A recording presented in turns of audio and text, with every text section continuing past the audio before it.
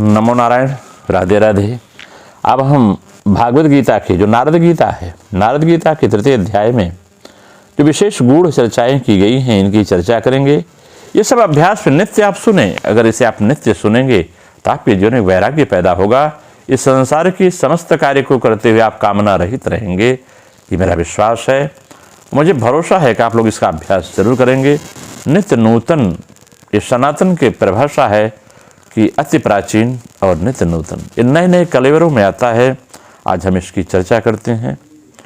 नारद जी का शुकदेव जी महाराज को कर्म फल प्राप्ति में परतंत्रता विषय को उपदेश दिया है तथा शुकदेव जी महाराज का सूर्यलोक में जाने का निश्चय हुआ है। इसकी चर्चा हम आज करेंगे। नारद जी महाराज कहते हैं, हे शुकदेव, जब मनुष्य सुख को दुख और दुख को सुख समझने लगता है, उस समय बुद्धि उत्तम नीति और पुरुषार्थ की उसकी रक्षा नहीं कर पाती। जब व्यक्ति सुख में दुख और दुख में सुख समझता है, उस समय उत्तम बुद्धि, उत्तम नीति और पुरुषार्थ भी उसकी रक्षा नहीं कर पाते। अतः मनुष्य को स्वभावतः ज्ञान प्राप्ति के लिए प्रयत्न करना चाहिए, क्योंकि यत्न से बढ़कर यत्न करने वाला पुरुष कभी दुख को प्राप्त नहीं होता। आत्मा सबसे बढ़कर प्रिय है, अतः जरा मृत्यु और रोगों के कष्ट से उसका उद्धार करें। शारीरिक और मानसिक रोग सुदृढ़ धनुष धारण करने वाले वीर पुरुषों के छोड़े हुए तीक्ष्ण बाणों के समान शरीर को पीड़ा पैदा करते हैं। तृष्णा से व्यथित, दुखी एवं विवश होकर जीने वाले की इच्छा करने वाले मनुष्य का शरीर विनाश की ओर ही खींचता चला जाता है। जैसे नदियों का प्रवाह आगे की ओर ही बढ़ता चला जाता है, पीछे की ओर नहीं लौटता, उसी प्रकार रात और दिन भी मनुष्यों की आयु का अपहरण करते हुए बारंबार आते और बीतते चले जाते हैं। शुक्ल और कृष्ण दोनों पक्षों का निरंतर होने वाला यह परिवर्तन मनुष्य को जरा जीर्ण कर रहा है। यह कुछ क्षण के लिए भी विश्राम नहीं लेता। सूर्य प्रतिदिन अस्त होते और उदय होते हैं। वे स्वयं अजर होकर भी प्रतिदिन प्राणियों को सुख और दुख से जीर्ण करते रहते हैं। ये रात्रियां मनुष्यों के लिए कितनी ही अपूर्व या असंभावित प्रिय अप्रिय घटनाएं लिए आती हैं और चली जाती हैं। यदि जीव के लिए किए हुए कर्मों का फल पराधीन न होता, तो जो जिस वस्तु की इच्छा रखता है वह अपनी उसी कामना के रुचि के अनुसार प्राप्त कर लेता। बड़े बड़े संयमी, बुद्धिमान और चतुर मनुष्य भी समस्त कर्मों से शांत होकर असफल होते देखे जाते हैं, किंतु दूसरे मूर्ख, गुणहीन और अधम मनुष्य भी किसी का आशीर्वाद न मिलने पर भी संपूर्ण कामनाओं से संपन्न दिखाई देते हैं। कोई मनुष्य तो सदा प्राणियों की हिंसा में ही लगा रहता है और सब लोगों को धोखा दिया करता है, तो भी वह सुखी भोगते भोगते बूढ़ा हो जाता है। कितने ही ऐसे हैं जो किसी काम को न करके चुपचाप बैठे रहते हैं, फिर भी लक्ष्मी उनके पास अपने आप पहुंच जाती हैं। और कुछ लोग काम करके भी अपनी प्रायः वस्तुओं को उपलब्ध नहीं करा पाते, अपने जीवनी उपयोगी वस्तुएं नहीं प्राप्त कर पाते। इसमें स्वभावतः पुरुष का ही अपराध, प्रारब्ध दोष समझो। वीर्य अन्यत्र उत्पन्न होता है और संतान उत्पादन के लिए अन्यत्र चला जाता है। कभी तो वह योनि में पहुंचकर गर्भ धारण करने में समर्थ होता है और कभी नहीं होता, तथा कभी कभी आम के बौर के समान वह व्यर्थ ही झर जाता है।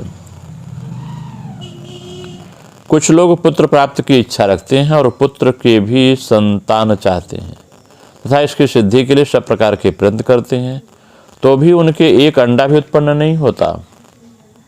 बहुत से मनुष्य बच्चा पैदा होने से उसी तरह डरते हैं जैसे क्रोध से भरे हुए विषधर सर्प से लोग भयभीत रहते हैं। तथापि उनके यहाँ दीर्घजीवी पुत्र उत्पन्न होता है, और क्या मजाल कि वह कभी किसी तरह रोग आदि के मृतक तुल्य हो सके। पुत्र की अभिलाषा रखने वाले दीन स्त्री पुरुषों द्वारा देवताओं की पूजा और तपस्या करके 10 मास तक गर्भ धारण किया जाता है, फिर भी उसे कुलांगार पुत्र उत्पन्न होते हैं। तथा बहुत से ऐसे होते हैं जो आमोद प्रमोद में ही जन्म धारण करके पिता के संचित किए हुए अपार धन धान्य और विपुल भोगों के अधिकारी होते हैं। पति पत्नी के पारंपरिक इच्छा के अनुसार मैथुन के लिए जब उनका समागम होता है, उस समय किसी उपद्रव के समान गर्भ योनि में प्रवेश करता है। जिसका स्थूल शरीर क्षीण हो गया है, जो कफ और मानुष्यमय शरीर से घिरा हुआ है, उस देहधारी प्राणी को मृत्यु के बाद शीघ्र ही दूसरे शरीर उपलब्ध हो जाते हैं। जैसे एक नौका के भग्न होने पर उस पर बैठे हुए लोगों को उतारने के लिए दूसरी नाव प्रस्तुत रहती है, उसी प्रकार एक शरीर से मृत्यु को प्राप्त होते हुए जीव को लक्ष्य करके मृत्यु के बाद उसमें कर्म फल भोगों के लिए दूसरा नाशवान शरीर उपस्थित कर दिया जाता है। हे सुखदेव मुनि, पुरुष स्त्री के साथ समागम करके उसके उदर में जिस अचेतन शुक्रबिंदु को स्थापित करता है, वही गर्भ रूप में परिणत हो जाता है और वह गर्भ फिर यत्न से यहाँ जीवित रहता है। क्या तुम कभी इस पर विचार करते हो?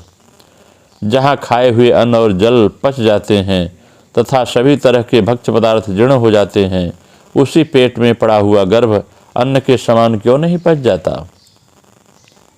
गर्भ में मल और मूत्र के धारण करने या त्याग में कोई स्वभाव नियत गति है, किंतु कोई स्वाधीन करता नहीं है।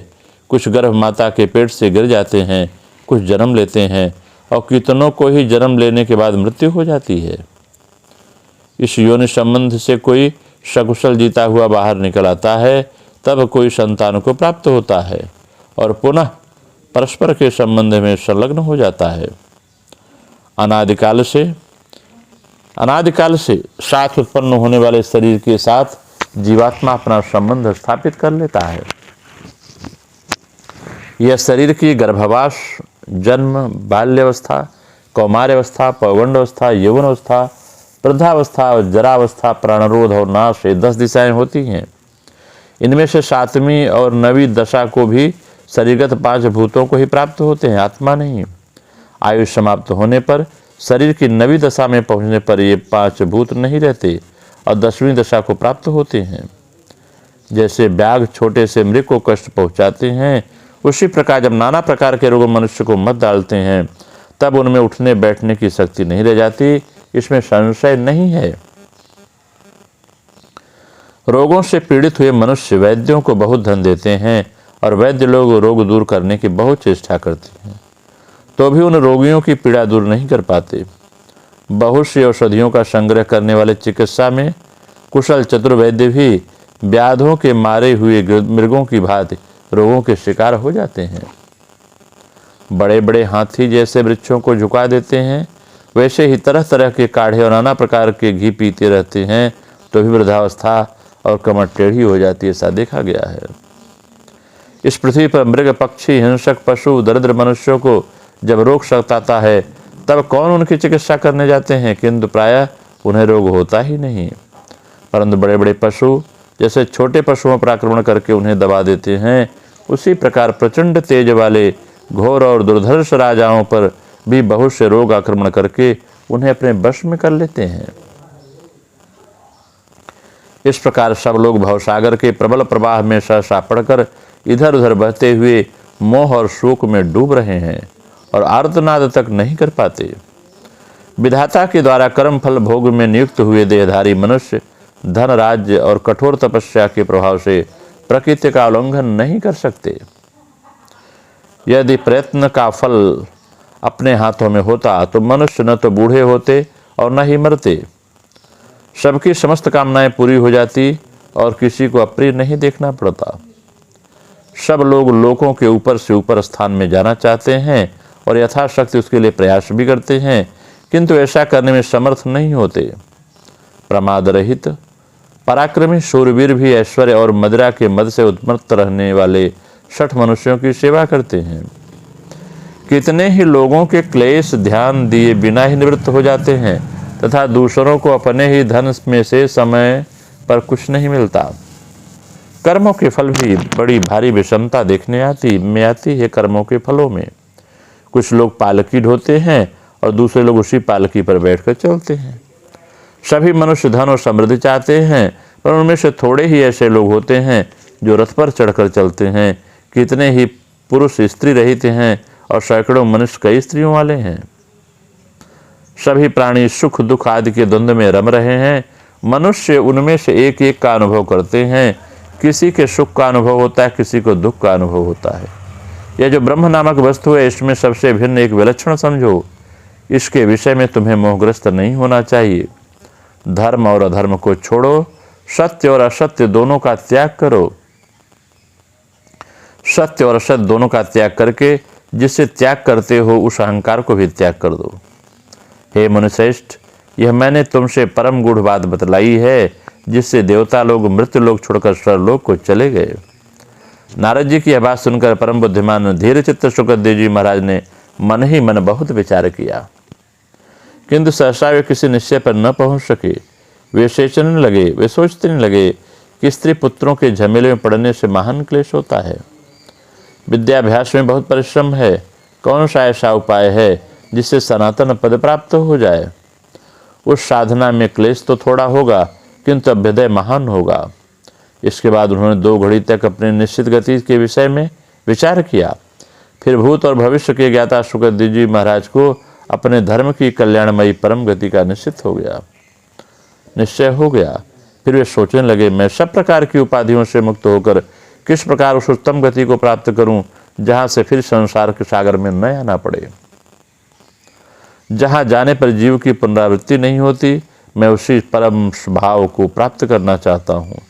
इस प्रकार की आसक्तियों से परित्याग करके मैंने मन के द्वारा उत्तम गति को प्राप्त करने का निश्चय किया है। अब मैं वहीं जाऊंगा जहाँ मेरे आत्मा को शांति मिलेगी और जहाँ मैं अक्षय, अविनाशी और सनातन रूप में स्थित रहूंगा। परंतु योग के बिना उस परम गति को प्राप्त नहीं किया जा सकता। बुद्धिमानों का कर्मों से निर्दिष्ट बंधन से बंधा रहना उचित नहीं है। अतः मैं योग का आश्रय ले इस देह गेह का परित्याग करके वायु रूप हो तेजो राशि में सूर्यमंडल में प्रवेश करूंगा। देवता लोग चंद्रमा का अमृत पीकर जिस प्रकार उसे क्षीण कर देते हैं, उसी प्रकार सूर्यदेव का क्षय नहीं होता।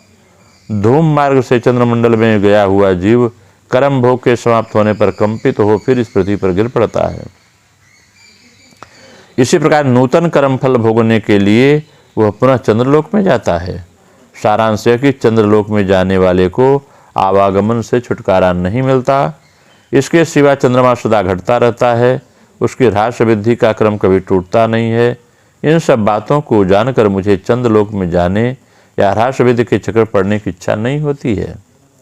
शुकदेव जी महाराज कहते हैं, सूर्यदेव अपनी प्रचंड किरणों के समस्त जगत को संतप्त करते हैं। वे सब जगह से तेज को स्वयं ग्रहण करते हैं। उनके तेज का कभी ह्रास नहीं होता, इसलिए उनका मंडल सदा अक्षय बना रहता है। अतः उदीप्त तेज वाले आदित्य मंडल में जाना मुझे अच्छा जान पड़ता है। इससे मैं निर्भीक चित्त होकर निवास करूंगा। किसी के लिए भी मेरा पराभव करना कठिन होगा। इस शरीर को सूर्यलोक में छोड़कर मैं ऋषियों के साथ सूर्यदेव के अत्यंत दूसरे तेज में प्रवेश कर जाऊंगा। इसके लिए मैं नग, नाग, पर्वत, पृथ्वी, दिशा, ध्युलोक, देव, दानव, गंधर्व, पिशाच, सर्प, राक्षसों से आज्ञा मांगता हूँ। आज मैं निसंदेह जगत के संपूर्ण भूतों में प्रवेश करूंगा। समस्त देवता ऋषि मेरी योग शक्ति का प्रभाव देखें। ऐसा निश्चय करके श्री शुकदेव जी महाराज ने विश्वविख्यात देव नारद जी से आज्ञा मांगी। उनकी आज्ञा लेकर अपने पिता व्यास के पास चले गए। वहाँ अपने पिता महात्मा कृष्णदेवपायन मुनि को प्रणाम करके शुकदेव जी उनकी प्रदक्षिणा करी और उनके जाने के लिए आज्ञा मांगी। शुकदेव जी की यह बात सुनकर अत्यंत प्रसन्न हुए महात्मा व्यास ने उनसे कहा, बेटा बेटा आज यहीं रहो, जिससे तुम्हें जी भर के निराहार कर अपने नेत्रों को तृप्त कर लूं। परंतु शुकदेव जी ने स्नेह का बंधन तोड़कर निरपेक्ष हो गए थे।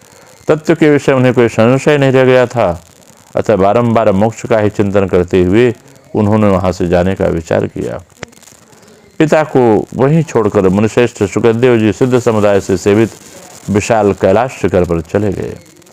इस प्रकार से यह नारद गीता, जिसे शुकदेव जी महाराज ने स्मरण करके पूर्ण वैराग्य को प्राप्त किया और समाज के लिए भागवत गीता के रूप में, भागवत महापुराण के रूप में दिया है, ऐसे ऋषि को प्रणाम करते हुए अपने हृदय से श्रद्धा समर्पित करते हुए हम वाणी को विराम देते हैं। नमो नारायण। राधे राधे। आप सबका मंगल हो।